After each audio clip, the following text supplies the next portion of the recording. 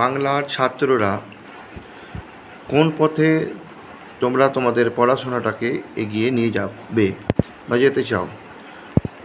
অনেক পরিবারই আছে যাদের সঠিক দিশা দেখাবার মতো মানুষ হয়তো নেই, বা কাউকে জিজ্ঞাসাবাদ করলে হয়তো সঠিক দিশা নাও দিতে পারে। তো যাই হোক, এখন সায়েন্স এবং আর্টস এবং কমার্স তিনটে বিভাগ আছে।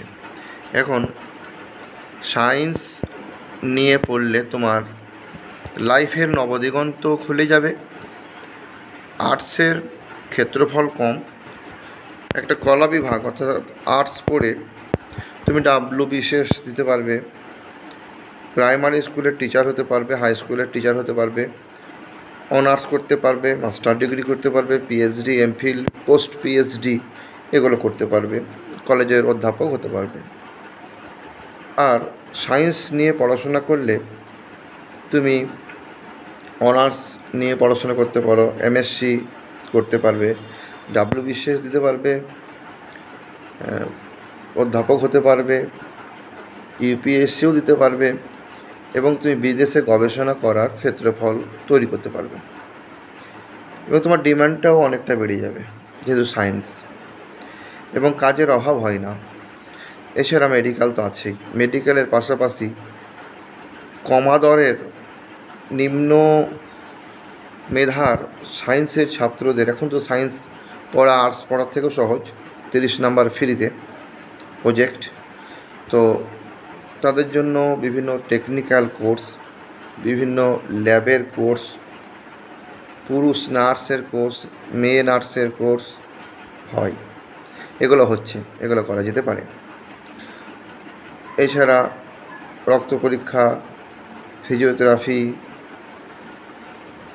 ভেটেরিনারি, ডেন্টাল, আই, বিভিন্ন ছোটোখাটো চোখের ডাক্তার হওয়া যাবে। হোমিওপ্যাথি কলেজ থেকে হোমিওপ্যাথি ডিগ্রি নেওয়া যাবে। এগুলো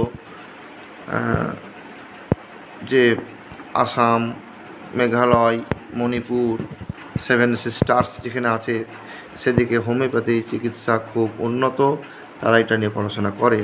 বেঙ্গলের ছেলেরা অতটা পড়াশোনা করে না, আর এখানে হোমিওপ্যাথি নিলে চাকরির ক্ষেত্রফল যথেষ্টই কম। কমার্সটাও পশ্চিমবঙ্গের ছেলেরা ভালো পড়ে না, কমার্সটা আসাম সাইডে খুব ভালো পড়াশোনা হয়। তো এগুলো নিয়ে পড়াশোনা করলে অবশ্যই লাভ হবে। বিদেশ সায়েন্স পড়লে বিদেশে গবেষণা করার ক্ষেত্রফল তৈরি হবে। যত ক্রিয়েটিভ হতে গেলে, ক্রিয়েটিভিটি দেখাতে গেলে, কিছু করে দেখাতে গেলে সায়েন্স পড়তে হবে। সায়েন্স ছাড়া তুমি কিছু আবিষ্কার করতেই পারবে না। আর্টস পড়লে বড় কবি হবে, বড় সাহিত্যিক হবে, গবেষক হবে, বড় সমালোচক হবে, ঠিক আছে, কিন্তু সায়েন্স পড়লে তুমি সায়েন্টিস্ট হতে পারবে, দেশ এবং জাতির জন্য কিছু করতে পারবে। এইগুলো কিন্তু সায়েন্স পড়ে হয়। তো উচ্চ মাধ্যমিকের পর অনার্স করা যাবে, মেডিকেল সায়েন্স দেওয়া যাবে। মেডিকেলের বাজার বর্তমানে খারাপ হয়ে আসছে, সব কিছু টিচারদের অবস্থাও খারাপ হয়ে গেছে, প্রচুর ছেলে সব ডিপার্টমেন্টেই, মেডিকেলেও প্রচুর হয়ে গেছে। এখন গ্রামে গঞ্জেও ডাক্তার বসছে, নার্স তো ভুরি, অসংখ্য ওই নার্সিং হোম খুলে অল্প টাকায় ডাক্তার নার্স পুষছে, অবস্থা খারাপ। ছাত্র সংখ্যা বৃদ্ধি পাওয়ার ফলে পড়াশোনা এখন সবাই করছে, তাই ক্ষেত্রফল কমে গেছে। তবে আশা ছাড়লে হবে না, আশা রাখতে হবে। ভালো করে পড়াশোনা করলে সাকসেস হওয়া যাবেই।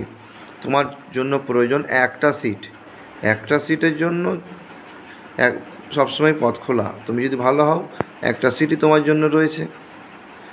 আর ভালো ছেলে যারা, তাদের জন্য রাস্তা খোলা।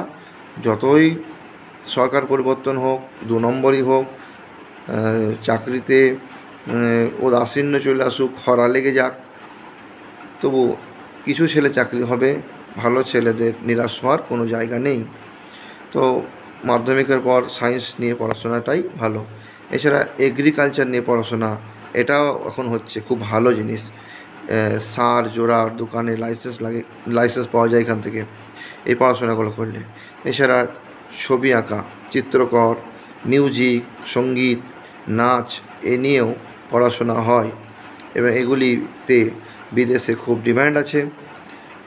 এগুলো বিশ্বভারতী বিশ্ববিদ্যালয় এবং রবীন্দ্র ভারতী বিশ্ববিদ্যালয়ে কোর্সগুলি ভালো হয়। আর যাদবপুর ইউনিভার্সিটিতে ইঞ্জিনিয়ারিং কোর্সটাই ভালো হয়। আর রবীন্দ্র ভারতী বিশ্ববিদ্যালয় হলো আর্টসের ক্ষেত্রে একটা নবজাগরণ।